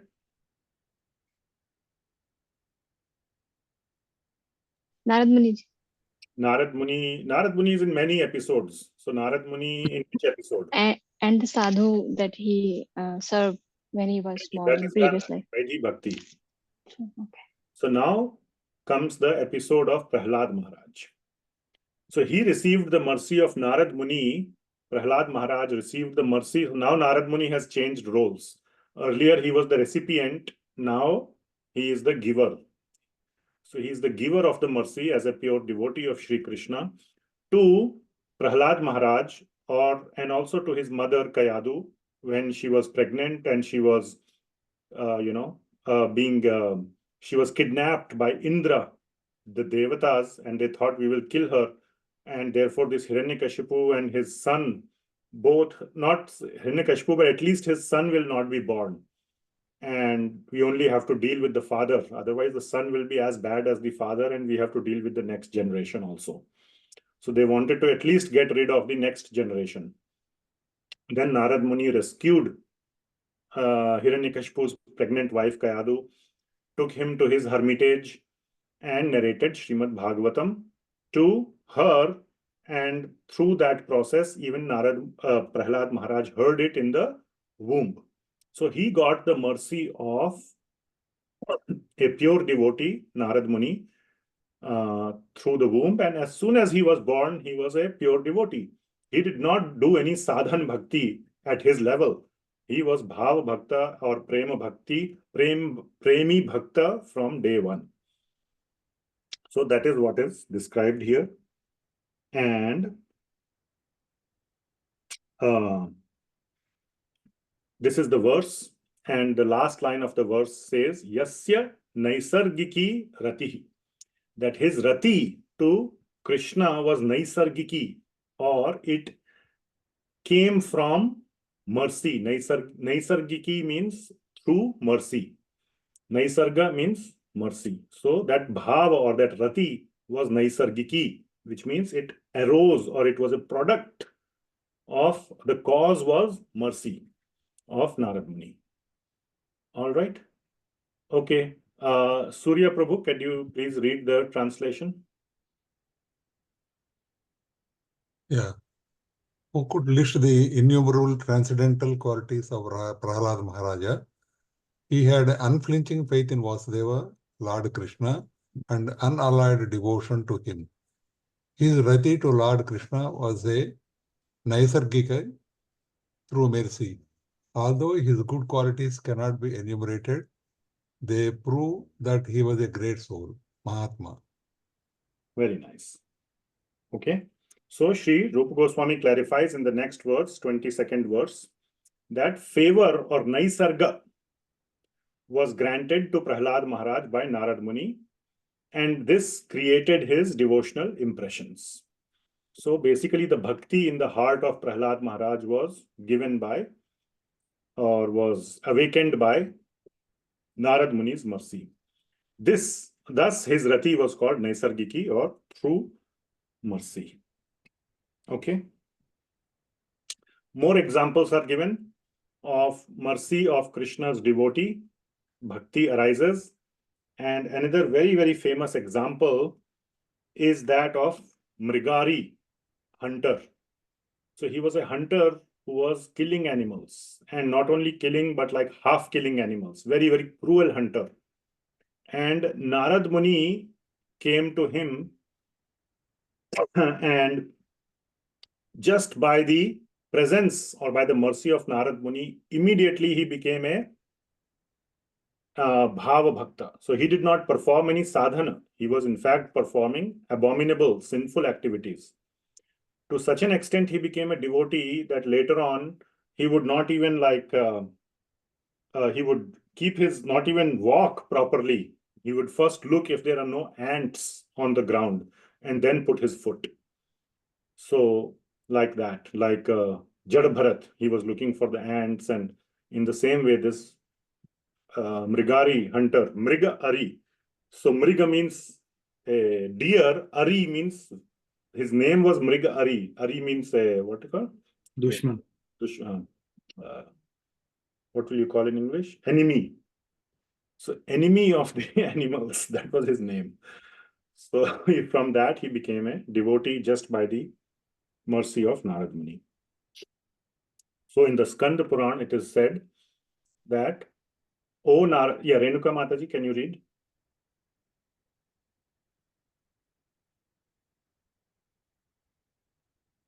You are muted.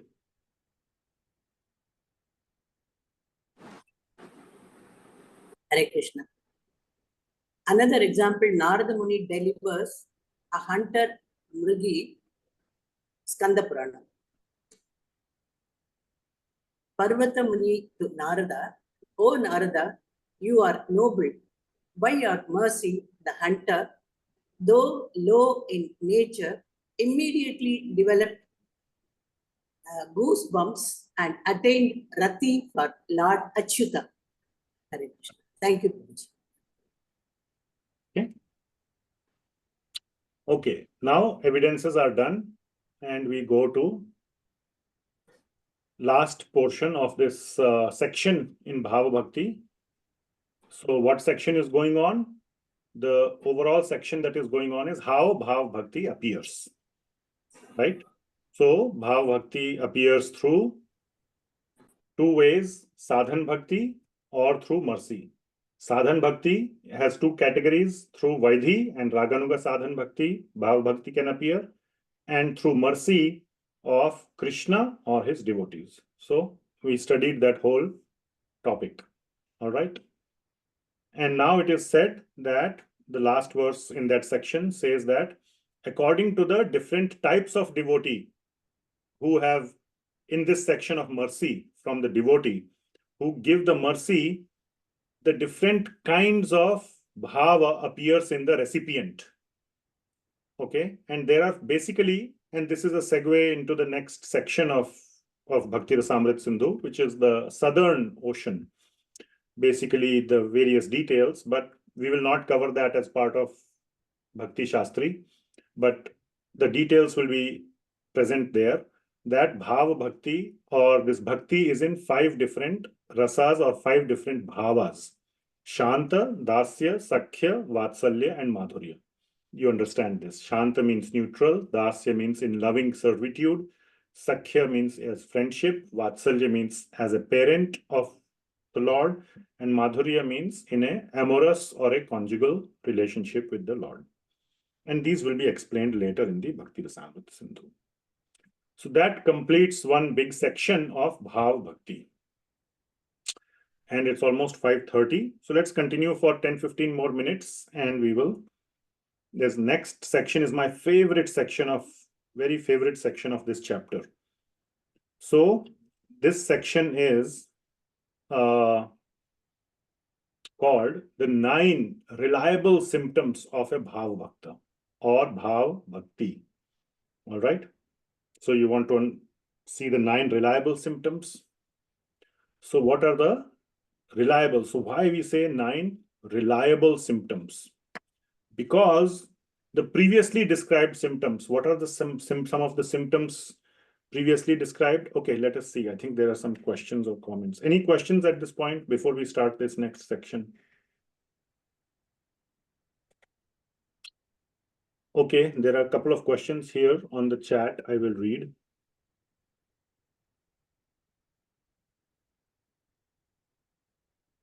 Between Raganuga Bhakti and Bhava Bhakti, does one only desire to have the mood of? Between Raganuga Bhakti and Bhava Bhakti, between means what? It's not a choice, by the way. Raganuga Bhakti leads to Bhava Bhakti. It's a progression, okay? So I don't know, okay, I'm just commenting as I'm reading. So between Raganuga Bhakti and Bhava Bhakti, does one only desire to have the mood of a Ragatmika devotee in one and in the in other intense desire and activity to make Krishna happy exists, or in latter intense desire and activity to please the Ragatmika devotee exists. No. Okay, there are too many things in this question. So, maybe you want to break it down into fewer parts, but let me anyway respond to some of the points. So first of all, Bhava Bhakti can be a result of Vaidhi Sadhana Bhakti also. Let's forget the mercy part, because then you completely skip the sadhana stage. So let's not talk about that angle. So then the angles that remain are Vaidhi Sadhana and Raganuga Sadhana. Now, in Vaidhi Bhakti, there is no following or having a role model of a Ragatmika Bhakta. So what you are saying is that, so in the Bhava Bhakti stage, okay, if it is through the Vaidhi path, one is obviously not following or trying to obtain the mood of a Ragatmika Bhakta. Now, coming to this discussion of the Raganuga path to Bhava. What is Raganuga Bhakti? Raganuga Bhakti is a sadhan, means the means, or you can also say it's the practice of, right? When you are doing the devotional practice. So the sadhana is to obtain the bhava of that Ragatmika Bhakta, to obtain their mood, all right? And in the bhava stage, you have obtained their mood. That is the bhava you have obtained. And therefore, at that point, you are beginning to do your seva to Lord Krishna. In the sadhak deha, you still continue to do the processes of hearing and chanting and all those things. But in your siddha deha, in your mind, in your desired spiritual form, you are continuing to serve the Lord out of the bhava that you have already obtained. So at that point, at the Bhava Bhakti stage, you have obtained the sadhya, which was the sadhya at the Raganuga stage to obtain the bhava of that Ragatmika devotee. You have obtained it in the Bhava stage. All right. So, yeah, so you just posted a question in the Bhava Bhakti. One knows his Siddha Deha. Even in the Raganuga stage, you have an idea of your Siddha Deha. It may not become super clear. That clarity also gradually emerges. But yes, you do know your Siddha Deha or some aspects of your Siddha Deha, at least that you are in Madhurya. Within Madhurya also, or in the Kamanuga stage, you know between the two. It is, first of all, you know whether it is Sambandhanuga or Kamanuga. That's what we discussed in Raganuga, right? And if it is Sambandhanuga, whether it is Dasya, Sakhya or Vatsalya, or in Kamanuga, what are the two? The Sambhog Ichhamayi or Tad Bhava Ichhamayi. So you know these categories, you may not have, and the clarity develops as you intensify or go deeper in your Raganuga Bhakti. So yes, you begin your Manasi Seva. That was the verse number 295. 295 is the sort of very key verse of the process. Remember, we discussed 3 core verses of how to execute Raganuga Bhakti, and the middle one. So 294, 295, 296. 295 says that in your Siddha Deha, you, let me show you. 295.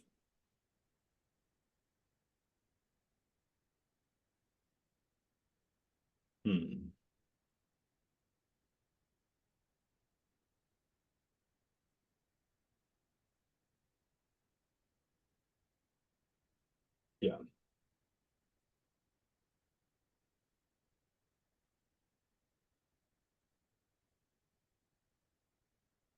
So Seva Sadhaka Rupena Siddha Rupena Chatrahi Tad Bhava Lipsuna Karya Vrajaloka Anusarataha.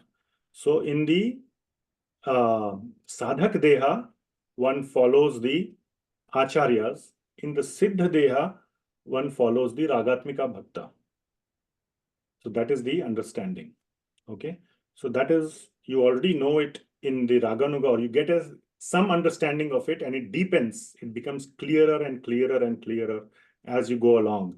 Like example that is given is that there's a mirror and you cannot see, or it's full of fog. You cannot see yourself clearly. But as the sunshine falls on the mirror, slowly and slowly the fog evaporates, and slowly the image in the mirror becomes clearer and clearer till the time the fog is completely gone and you can see the image very clearly. Okay. Okay, what else you have written? Okay.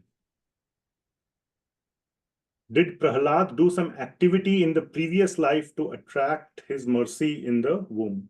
Possible, yes. Srila Prabhupada, in fact, writes in the translation and the commentary to that verse that he did some past pious activities, past devotional activities. But in this context, the verse that Sri Rupa Goswami is using to show that Prahlad Maharaj received the mercy of Narada Muni in the womb, because when he came out of the womb, he was a pure devotee already.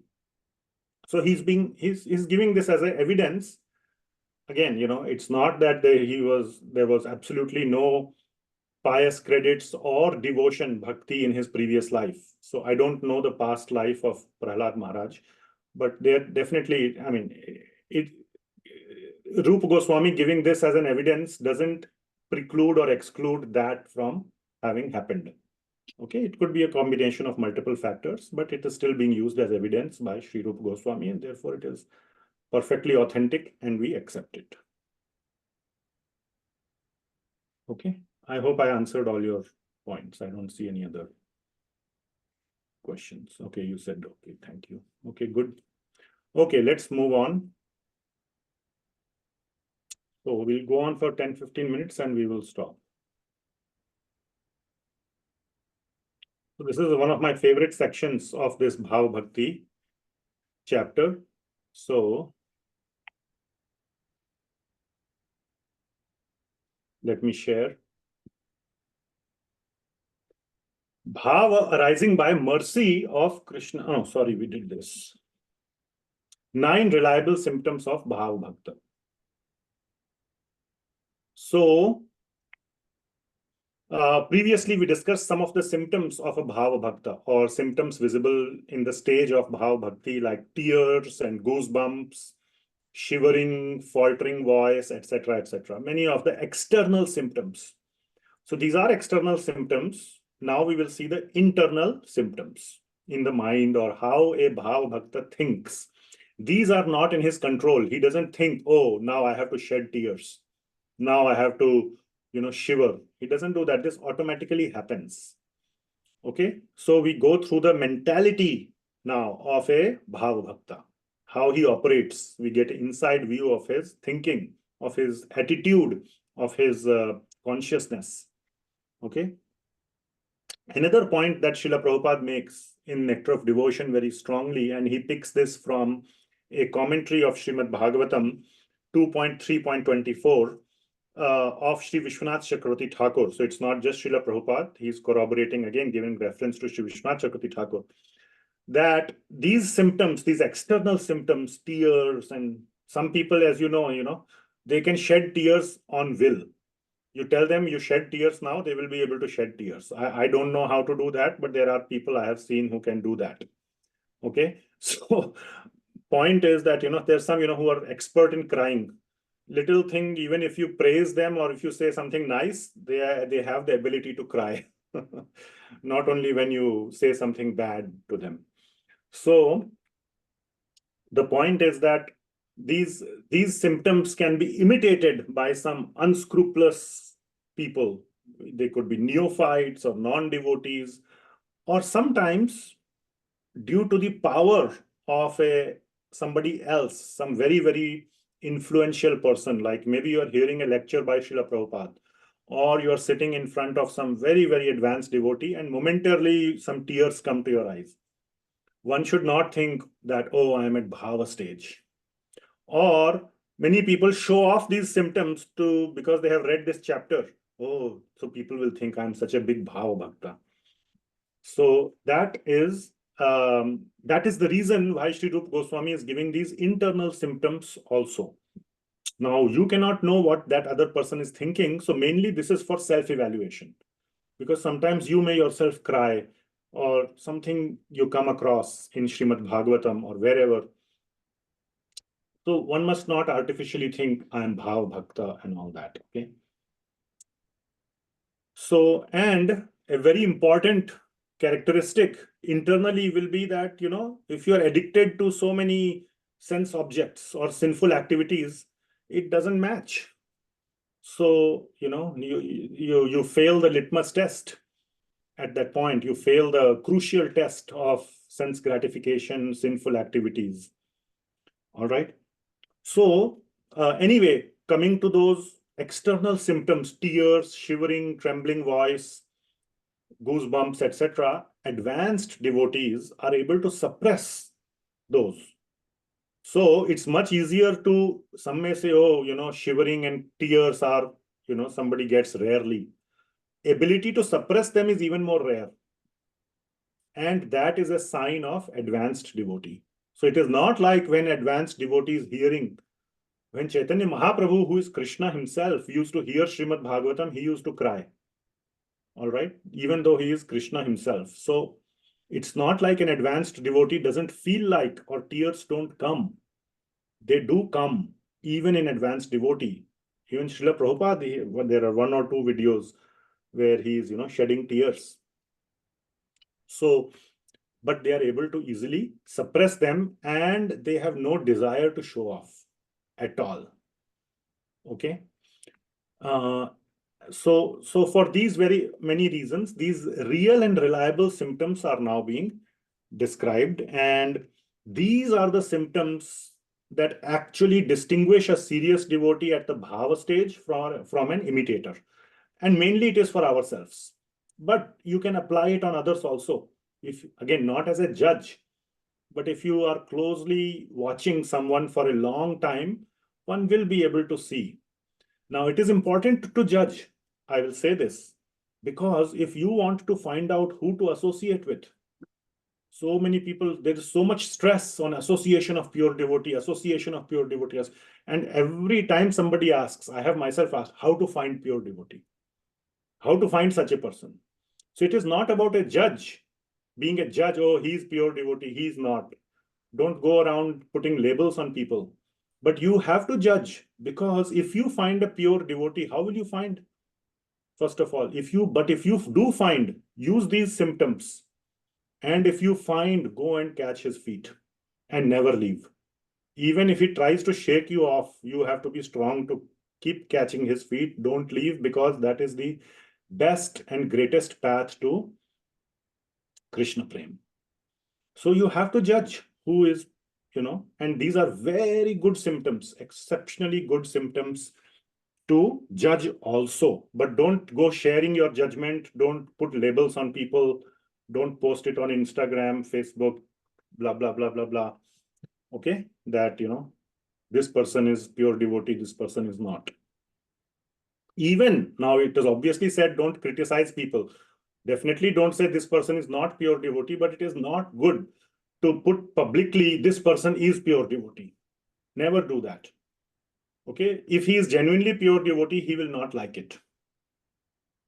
Okay, being pointed out.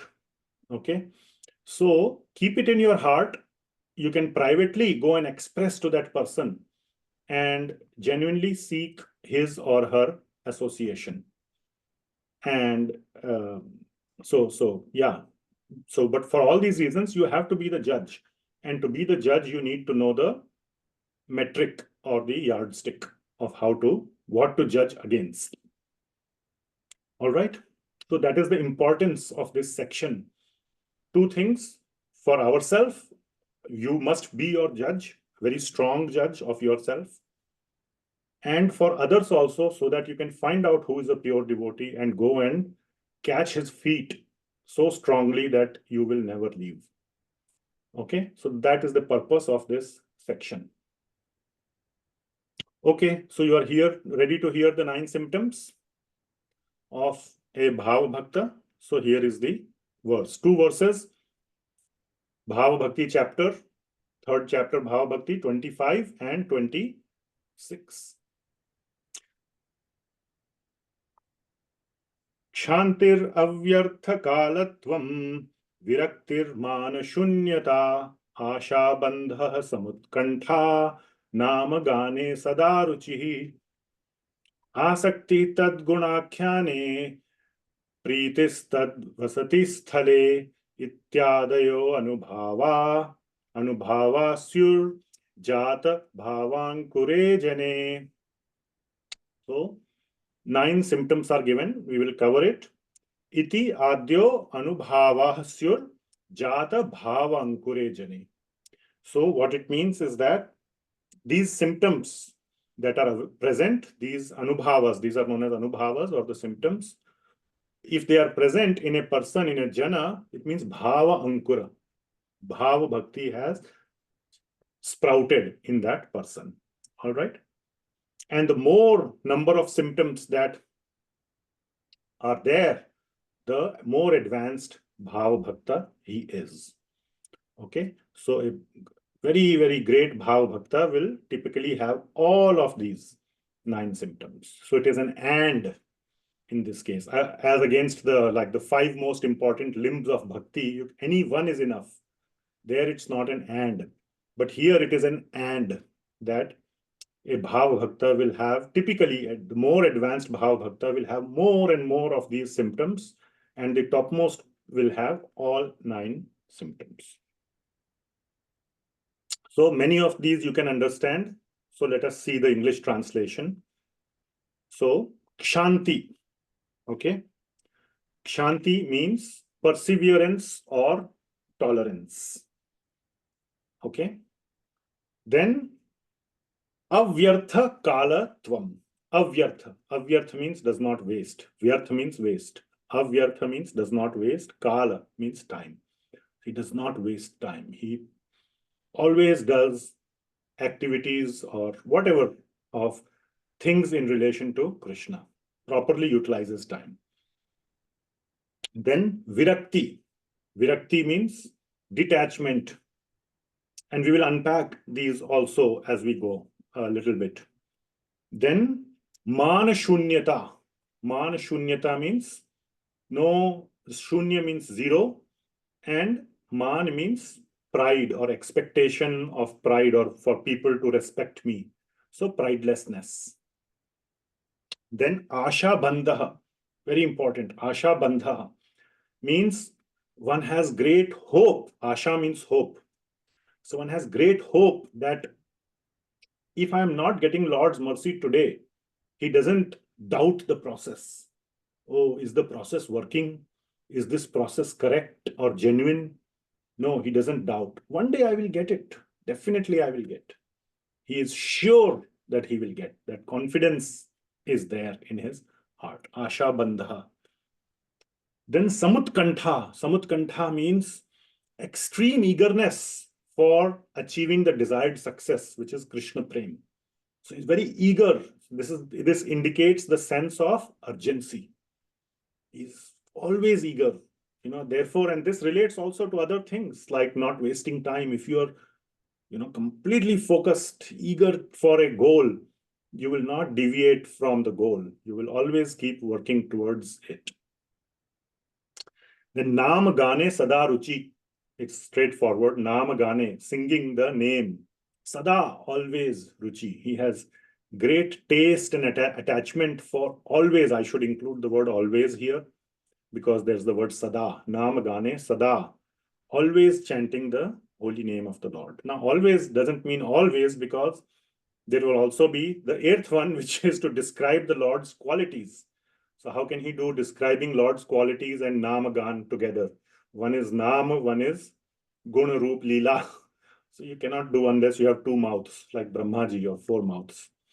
So again, Sada doesn't mean 24/7, but, and then that relates again to not wasting any time. So he is either doing Namagane Sada Ruchi or Asaktim Tad Guna Akhyane, Guna Akhyan. Akhyān means describing, sharing. The guna. Guna is a upalakshana, is a pointer not just to guna, but also to guna, roop, lila. All those things, akhyān. So guna, rupa, akhyāne. Asakti, a great attachment or eagerness to describing the Lord's transcendental qualities, also form and pastimes, rupa and lila. And then last one is Priti tad vasati sthale. Tat sthale, your place. That means the place where Lord Krishna had his pastimes. Priti tad vasate or vasati. Trying to live at that place, trying to stay at that place where the Lord had his pastimes. Okay? Okay.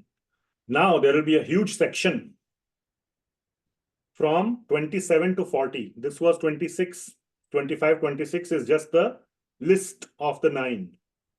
Okay.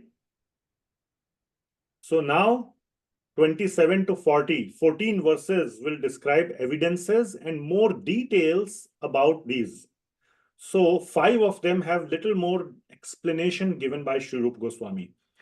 So this is the Sanskrit of the explanation given by Rupa Goswami, which is very beautiful. You get like an insight into the mind of Rupa Goswami, that when he says Kshantihi or tolerance, what it means. Little bit more unpacking of what it means, tolerance. Okay, you would like to hear that? So for 5 of them, I think 5, right? 1, 2, 3, 4, 5. So these are the verses. So you see all the verses are listed from 27 to 40. Out of 9, 5 have detailed description and all 9 have evidence, 1 evidence each. So Kshanti has a description itself in 27, then evidence in 28. Avyartha kalatvam, not wasting time, has no detail, more detailed explanation what it means. It is straightforward. Don't waste time. But evidence is in 29. So you will see all the verses 27, 28, 29, 30, 31, 32, 33, 34, 35, 36, 37, 38, 39, and 40. So all verses are there.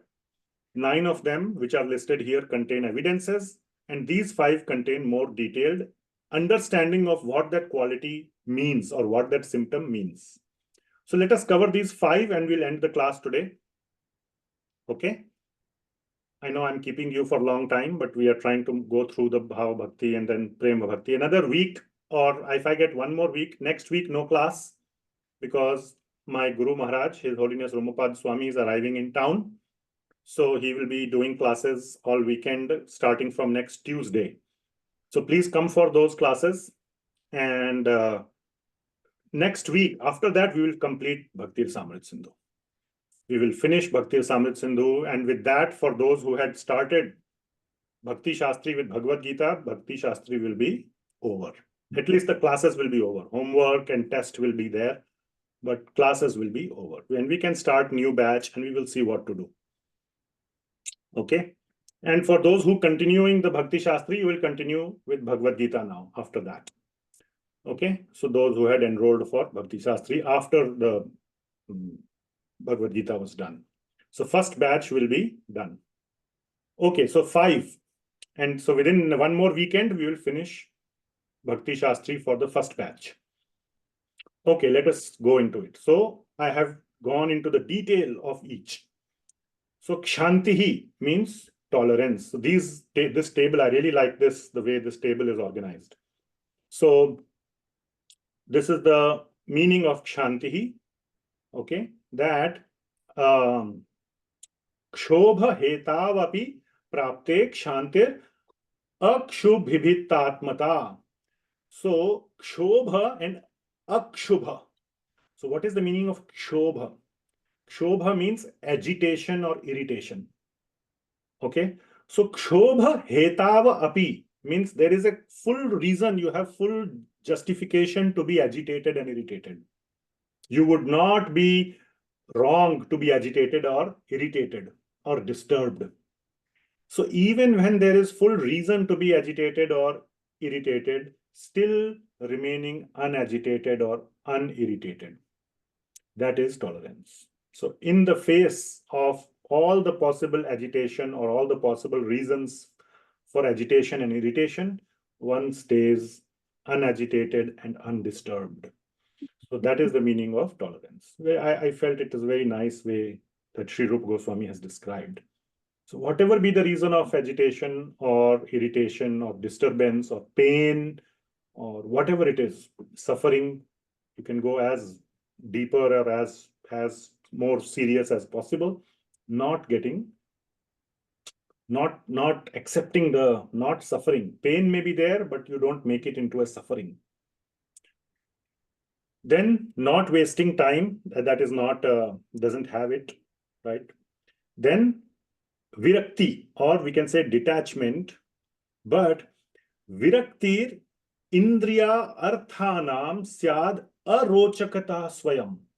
Arochakta swayam means, rochakta means ruchi, and arochakta means no complete disinterest. That's how I have put it. And swayam means natural. So this doesn't come easily. You can force yourself to be disinterested, but sometimes the mind keeps going. Latest iPhone. Arey, my iPhone is 3 years old. Okay, no need. But sometimes when you see it's with someone else, oh, the mind say, I wish I had. Then so it means there is some element still. You don't have that natural disinterest. Natural disinterest. Okay. You know what is the best example for natural disinterest? It's little gross. Example, you want to hear? So like after you poop, do you have any interest in what comes out? You leave it and go, just walk away, isn't it? Do you want to preserve it? Oh, this is mine. It is like complete disinterest. You have not attached to it even like anything. It's like complete, it doesn't even exist in your life. So that is the example given in the Shastra. That like that one has to be. It's not also some kind of a aversion to it. If it can be used for service of Krishna, then it can be used, but it is not. So that is one aspect. Natural, I'm trying to explain the aspect of natural disinterest. In this whole world, nobody will be interested in that item which I just said. Like that, we have to be completely disinterested in all objects of the senses. And another clarification is given in other commentaries, not here, it's not in this Viraktir Indriya Arthanam Syad Arochakata Swayam. But another important thing that I read, which I want to include, is even when the senses are healthy, when 90 years old, like when my mom, she just passed away a couple of weeks back. And even her most favorite items, if we were to give her 1 month before she passed away, she would not eat. Now you cannot say that, oh, she was disinterested and had become whatever. Now she's a good devotee, but I'm just trying to give an example. At that time, the senses are gone. So this applies when senses are healthy. Even at that time, if one is disinterested, not when senses themselves don't function, then it is very easy to say, I will not eat halwa, puri, or sweets, or all the things you like. Very easy to give up at that time. But you must, or this includes that. And it includes distaste also for mukti and siddhis to complete that discussion. All right. Okay. Next, these are, so we discussed 2. There are total 5. So we have discussed 2. The remaining 3, mana shunyata, pridelessness. Again, similar theme. Okay. Utkrishtatve api amanitvam kathita mana shunyata. Utkrishttatva. Utkrishttatva means you have something to be proud of. A beggar, if he is prideless, what is the great thing in his pridelessness? He had nothing to be proud of, right? So pridelessness means despite having something to be proud of, yet remaining humble. That is pridelessness. All right. So, yeah, so that is the meaning. I'm getting a signal to stop. So we are having a kirtan program at our house today. So if you are, around, please come. I think many of you already know, but if you didn't know, please come. Because my children are here and, we just thought we'll organize kirtan program. So that's why we preponed the class. Asha Bandha. So Asha Bandho Bhagavat Prapti Sambhavana Dridha. So what is the Asha for? Bhagavat Prapti, not Asha for sense objects. Asha for Bhagavat Prapti, and what it means is Dridha Sambhavana, having this great or firm possibility. Again, one treats it as a possibility. There's no guarantee. Krishna will never give guarantee, and a devotee doesn't expect a guarantee, but in his heart, he has this confidence, great hope, or firm possibility that I will attain the Lord one day.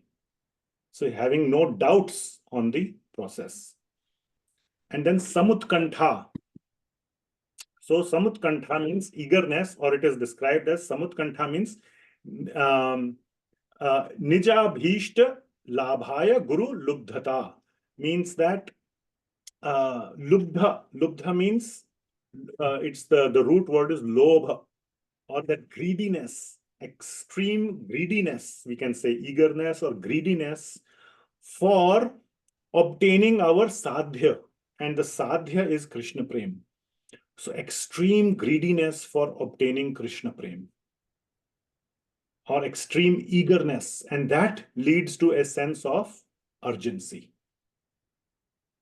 So these are the meanings of and the remaining other ones are Nam Gane Sada Ruchihi, which means always interested in singing the holy name. Gun Akhyane Asakti, strong attachment to glorify. Akhyana means to glorify the Guna, Roop, Leela of Bhagavan and Nama. And Tad Vasati Sthale Pritihi, having strong desire or affection or attraction, Priti, for Tad Vasate Sthali.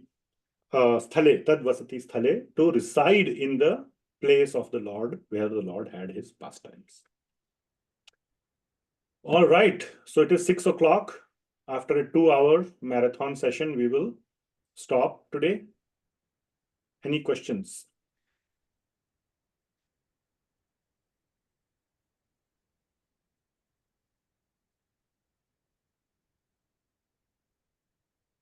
Let's see, there's something in the chat. Okay. All right. So there's nothing, no other questions. Thank you so much for this attending the marathon session. We are getting closer. So another 1 weekend I need and we will be done. So big marathon of Bhakti-rasāmṛta-sindhuḥ. First time I'm teaching it in so much detail, or I'm teaching it at all. And I'm happy that at least I got a chance to go through it in so much detail. I loved it. So we'll be completing it in another 1 or 2 classes over 1 weekend. Friday, Saturday, if I get, I'll complete. Okay. Thank you for hanging around for so long and giving me your association, giving me a chance to share. And I hope you have enjoyed it and you are continuing to enjoy. And today we have Kirtan. Please come to our home if you are available. And if not, I will see you in 2 weeks. Definitely not next week because we have His Holiness Prabhupada Swami coming. So at least not next week. And I will announce future class. Thank you so much. Srila Rupa Goswami Prabhupada ki jai, Jagat Guru Sri Prabhupada. Thank you, Prabhuji. Hare Krishna. Hare Krishna, Prabhuji. Thank you so much. Thank you, Prabhuji. Hare Thank you, Krishna. Mataji. Hare Thank you, Krishna. Mataji. Thank you so much. Hare Krishna. Hare Krishna, Prabhuji. Hare Krishna.